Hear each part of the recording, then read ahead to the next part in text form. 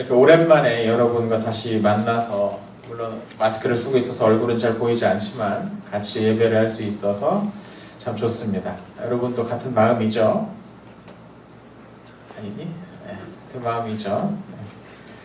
여전히 오늘도 교회 나오지 못해가지고 영상으로 예배한 친구들에게도 안부를 전합니다. 여러분, 교회를 잊으면 안 됩니다. 우리 꼭 다시 봤으면 좋겠습니다. 우리가 만나지 못하는 동안에도 여러분 다들 큐티를 열심히 해왔죠? 우리 동현이 혼자 고개를 크게 걷고 막 크게 좀 했지 내가. 자, 여러분 다들 큐티 열심히 해왔을 겁니다. 맞니 동현이? 그래요. 지금 마스크를 이렇게까지 쓰고 있으니까 눈만 보고서 얘가 누군지를 이제 알아야 되는데, 후드까지 쓰고 있으면 이제 알 수가 없어. 우리가 만나지 못하는 동안에 혼자서 큐티를 계속 해나가는 게 쉬운 일이 아닙니다. 아까 광고 때 목사님 잠깐 이야기했지만 요새 우리 선생님들과 함께 여러분의 큐티를 도울 수 있는 영상을 계속 시리즈를 만들어 보기 시작을 했는데, 여러분 관심을 잘 갖고 그걸 한번 보세요. 영상을 보세요. 그러면 선생님은 또 나보다 많이 하는 건 아니구나 라는 자신감을 얻으면서 여러분도 큐티를 해야겠다라는, 나도 할 수 있겠구나 그런 생각을 할 수 있게 될 겁니다. 우리 중등부 예배 영상을 꾸준히 잘 봤던 친구들은 알겠지만, 우리가 앞에서는 창세기 말씀을 계속 묵상하고 예배 시간에 설교도 하고 그랬는데, 이제 고린도 후서로 바뀌었습니다. 고린도 후서는 바울이 고린도 교회에 보낸 편지를 말해요. 고린도 교회라는 게 어떤 교회냐면, 바울이 고린도라는 도시에 직접 도착해서 거기 있는 사람들에게 전도를 열심히 했어요. 대부분의 사람들은 전도했는데도 안 믿었는데, 그 중에 소수의 사람들이, 적은 사람들이 바울의 말을 듣고 복음을 믿게 됐어요. 예수님을 믿게 된 거예요. 그래서 그 사람들을 중심으로 세워진 교회가 고린도 교회였어요. 그러니까 고린도 교회는 바울이 직접 애쓰고 전도해서 세운 그런 교회라는 거죠. 그러니까 바울과 고린도 교회 사이에는 좀 특별한 그런 감정이 있었던 거죠. 그래서 바울은 그 교회 사람들이 이 예수님 믿는 게 힘들었어요. 근데 그런 가운데서도, 그 우상이 잔뜩 있는 가운데서도 예수님을 끝까지 힘들지만 끝까지 믿고 하는 그런 모습을 보면서 늘 기뻐하면서 고린도 교회를 위해서 기도했었죠. 그런데 어느 날 그런 고린도 교회에 이상한 사람들이 나타났습니다. 진짜 이상한 사람들이 나타났어요. 이 사람들은 바울을 무시하기 시작했어요. 바울 거 보니까 얼굴도 못생기고 키도 작고 말도 잘 못하는데 하면서 막 바울을 무시하기 시작했어요. 바울이 심지어 거짓말을 가르치고 있다고도 말했어요. 대신 바울은 이상한 소리하고 거짓말하니까 내 말을 믿으라고, 나를 믿으라고 하는 사람들이 생겨났다는 거죠. 고린도 교회 사람들은 점점 바울을 잊어버리기 시작했습니다. 바울이 가르쳐줬던 것도 잊어버렸어요. 그리고 당연히 그 가운데서 여러 가지 죄를 짓는 사람들이 나타나기 시작을 했어요. 크고 작은 죄를 막 짓기 시작을 합니다. 그 가운데서 서로가 서로를 막 법정에 막 고소하기도 합니다. 저놈 싫어하면서 막 서로 막 난리가 나고 엉망진창이 돼버린 거예요. 근데 이 모든 일들이 언제 일어났느냐? 바울이 고린도에 있을 때가 아니라 이제 고린도를 떠나서 다른 지역에 가서 또 전도를 하고 있는데, 그 소식이 나중에 바울의 귀에 전해지는 거예요. 뒤늦게 이 고린도 교회의 소식을 들은 바울의 마음이 얼마나 아팠을까요? 고린도 전서는, 오늘 우리가 후서를 보고 있는데, 그 전서는 바울이 그 고린도 교회의 문제점을 하나하나 지적하고 빨리 뉘우쳐라, 회개해라 이런 내용으로 가득 차 있어요. 그래서 고린도 전서를 보면 아주 바울이 화가 나 있는 것 같아요. 너네 이것도 못하고 이것도 똑바로 안 하고 너네 그게 사람이 할 짓이냐 막 이런 얘기들이 막 잔뜩 실려 있어. 근데 그런 편지를 받고 나서도 이 고린도 교회 사람들이 그 소리를 들었느냐? 안 들었어요. 바울이 그렇게 편지를 써서 보냈는데, 당신들 이거 하면 안 됩니다. 이렇게 하면 안 됩니다. 이것저것 다 잘못한 것들을 지적해서 그렇게 하면 안 됩니다. 빨리 예수님께 돌아오십시오. 회개하십시오라고 얘기를 했는데 그 얘기를 안 들어. 들리긴 했겠죠. 누군가 편지를 읽어줬으니까 공개적으로. 들리긴 하는데 그게 귀에 들어오질 않는 거예요. 마치 지금 설교를 목사님이 하고 있는데 목소리가 귀에 들리긴 하지만 그 마음에 전혀 들어오지 않는 것처럼, 이 고린도 교회 사람들이 바울의 설교를 듣고 바울의 그 편지를 받고서도 전혀 그것을 마음에 담아두지 않았다는 거죠. 아무도 뉘우치지 않았어요. 그래서 바울이 어떻게 했느냐? 안 되겠다. 직접 고린도를 가야겠다. 그래서 직접 고린도시를 방문을 합니다. 그 고린도 교회 사람들을 다시 만나요. 만나서 또 무슨 얘기 했을까요? 그러면 안 됩니다. 그렇게 내가 그렇게 편지를 보냈는데도 왜 아직도 그 죄에서 떠나지 않습니까? 왜 아직도 그렇게 살고 있습니까? 하면서 그 문제를 가서 막 이야기를 했어요. 그랬더니 그 앞에서는 이러고 있다가 바울이 이제 또 딴 데 가야 되잖아요. 바울이 떠나자마자 다시 막 일어나서 이 바울 저놈 미쳤다 저거. 잘난 줄 자기 혼자 잘난 줄 알고 자기 혼자 하나님 말씀 아는 줄 알고 하면서 뒤에서 욕하고 비난하기 시작했다는 거죠. 구제불능이었어요. 근데 여러분 그런 고린도 교회가 놀라운 일이 일어났습니다. 그런 고린도 교회에 놀라운 일이 일어났다는 거예요. 오늘 우리 본문을 읽어보면 바울이 고린도 교회 사람들을 편지로 근심하게 했다라는 내용이 있어요. 우리 8절을 같이 한번 읽어보겠습니다. 본문 8절입니다. 같이 읽을게요. 시작. 그러므로 내가 편지로 너희를 근심하게 한 것을 후회하였으나 지금은 후회하지 아니함은 그 편지가 너희로 잠시만 근심하게 한 줄을 알미라. 이 고린도 교회가 도저히 죄에서 벗어나질 못하는 거예요. 교회인데 이 죄를 짓는 것을 포기하지 않는 거예요. 계속해서 죄를 짓는 거예요. 그래서 첫 번째 방문을 하고 나서도 해결이 안 되니까 바울이 속으로 생각하기는 안 되겠다. 한 번 더 가서 다시 한번 이야기를 해야겠다라는 마음을 품었나 봐요. 그런데 조금 있다가 바울이 또 이런 생각이 들었어요. 지금 이 고린도 교회 사람들이 내가 편지를 보내도 말을 안 듣고 직접 가서도 말을 안 듣고 끝까지 나에 대한 감정이 안 좋은 이 상황에서 내가 지금 또 이 고린도 교회를 방문하면 이번에는 큰일 날 것 같다는 생각이 번뜩 들었나 봐요. 그런 거잖아. 예인이가 엄마랑 싸웠어. 아침에 밥을 먹니 마니 하고 막 싸웠어. 그래가지고 이제 밥을 안 먹어서 결국에 밥을 안 먹고 한 11시 반쯤 됐어. 근데 아직 마음이 안 풀렸는데 엄마가 와서 예인아 밥 먹어야지 하면서 뭐 들고 오면 예인이가 어떻게 하겠어요? 싫어 안 먹는다고 했잖아. 그거 꽝 닫아버릴 거 아니야.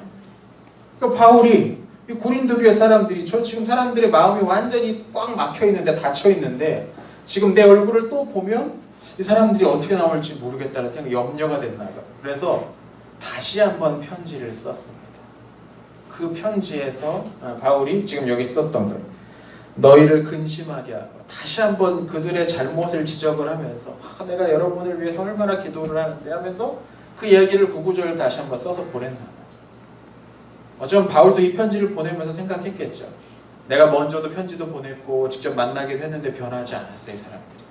이 편지를 보내면 과연 이 사람들이 변할까? 어쩜 바울 그런 생각했을지도 몰라요. 그런데 놀라운 일이 일어난 거예요. 그 두 번째 편지를 받고서 이 고린도 교회 사람들이 변했어요. 회개한 거예요. 바울은 분명히 고린도 교회 사람들이 그 편지를 보고서 마음에 근심하게 하진 않았을까 막 걱정을 하면서 그 편지를 보냈는데 그 편지를 받고서 고린도 교회 사람들이 더 크게 반발하기는커녕 그 편지의 내용을 읽고서 드디어 깨달은 거예요. 드디어 깨달은 거예요. 바울이 포기하지 않고 계속해서 말하고 편지하고 만나려고 애쓰고 사람들을 보내고 했던 것이 드디어 이루어졌다는 거죠. 아까 읽었던 8절에는 바울이 새로이 보낸 편지 때문에 고린도 교회 사람들이 근심했다고 나오잖아요. 그래서 근심한 다음에 어떻게 되었을까? 그게 9절에 보면 이렇게 나와 있습니다. 같이 한번 읽어볼게요. 9절입니다. 같이 읽겠습니다. 시작.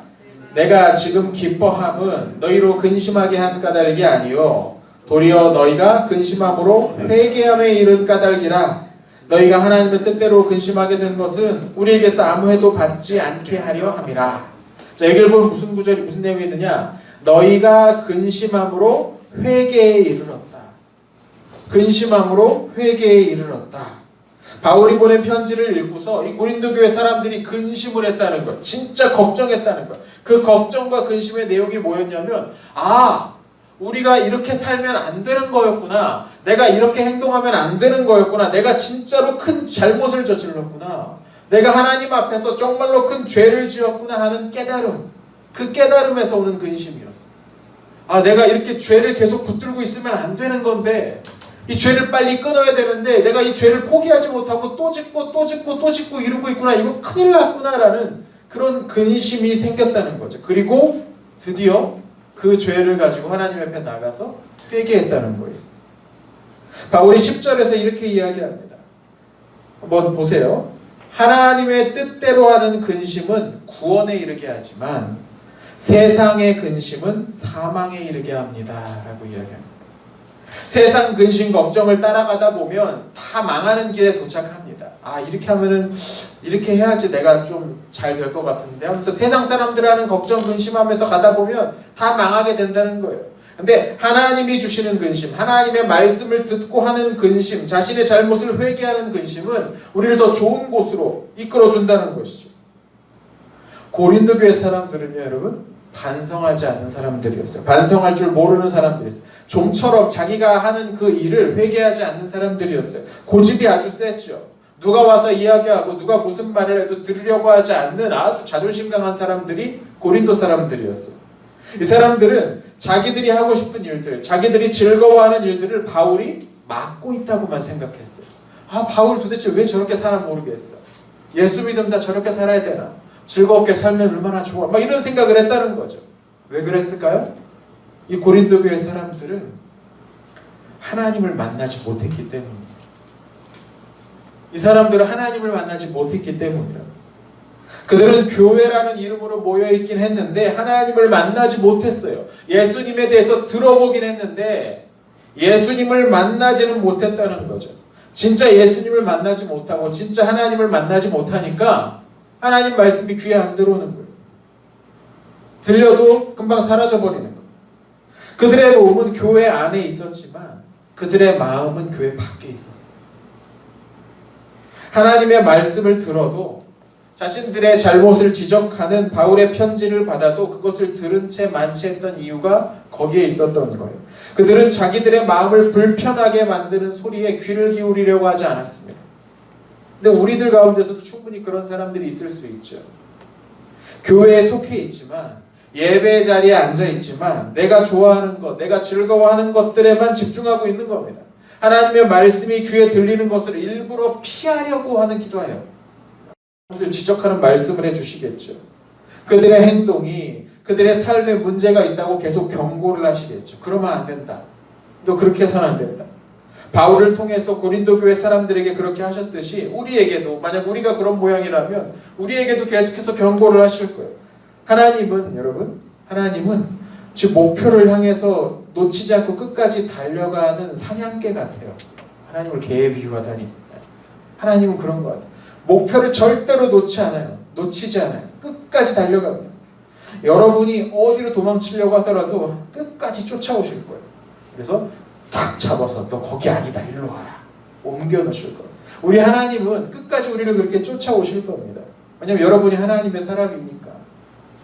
여러분 하나님에 속해 있으니까. 때로는 목사님 이렇게 예배 때 설교하는 이 설교를 통해서 하나님께서 여러분에게 말씀하시기도 할 겁니다. 여러분이 회개해야 될 것들, 여러분이 고쳐야 될 것들, 내지는 여러분이 지금 더 붙잡아야 될 것들을 설교 시간에 하나님께서 여러분에게 말씀해 주시기도 합니다. 또는 부모님이나 선생님이나 친구들의 입을 통해서도 하나님이 여러분에게 필요한 말씀을 해 주실 때가 있어요. 어떤 일이 돌아가는 상황을 통해서도 하나님께서 여러분에게 필요한 말씀을 하실 때가 있어요. 내가 하려고 하는 일들을 하나님이 막으실 때도 있고 우리가 전혀 기대하지 않았던 그런 일들을 하나님께서 우리에게 주시기도 합니다. 하나님은 그렇게 끈질기게 우리가 제대로 된 길로 갈 수 있도록 말씀해 주신다는 겁니다.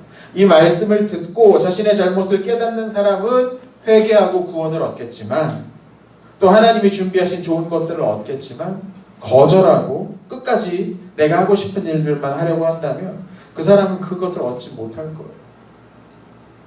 그런 사람에게 소망이 없는 거죠. 여러분, 특히 우리 귀를 불편하게 하는 이야기들, 우리의 마음에 불편하게 여겨지는 그런 이야기들을 흘려보내지 마십시오. 여러분. 듣기에 편한 이야기들, 아무런 노력을 하지 않아도 괜찮은 그런 이야기들에 빠져 있다 보면 어느새 우리는 죄의 깊은 늪에 들어가 있게 될 겁니다.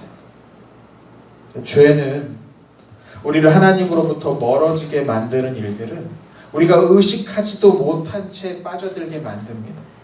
우리를 조금도 불편하지 않게 바닥으로 떨어뜨리는 겁니다.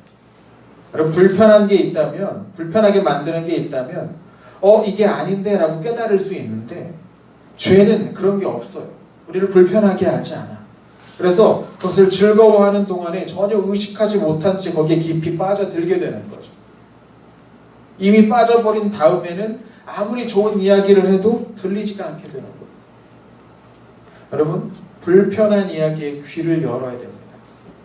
불편한 이야기에 귀를 여십시오. 우리의 삶을 지적하시는 하나님께 우리의 마음을 열어야 됩니다. 그러면 내가 가진 문제가 보입니다. 하나님께서 그 문제를 보게 하실 때 나의 문제를 보고 이게 얼마나 큰 문제인지 깨닫고 근심하고 회개할 때 하나님께서 우리에게 새로운 길을 열어주십니다. 여러분, 하나님의 말씀을 듣고 이 말씀이 왜 오늘 나에게 이 말씀을 하셨을까? 어떻게 이 말씀을 적용을 할 수 있을까를 고민하는 것은 좋은 고민입니다. 이런 고민을 많이 하는 사람은 점점 하나님과 가까워집니다.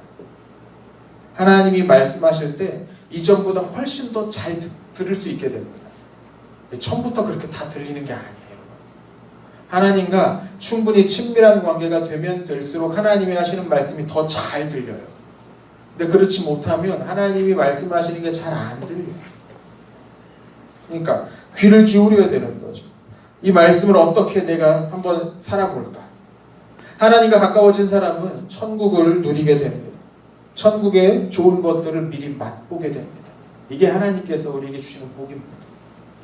여러분, 좋은 고민, 좋은 근심을 많이 하십시오.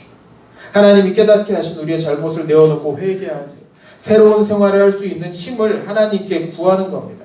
하나님, 저 이것 좀 포기하고 이것보다 더 좋은 하나님의 말씀을 잡기 원합니다라고 기도하십시오. 하나님이 여러분의 그 좋은 근심, 착한 근심을 기쁨으로 바꿔 주실 것입니다. 하나님의 말씀을 붙들고 근심하는 사람에겐 복이 있습니다. 아멘. 기도합시다.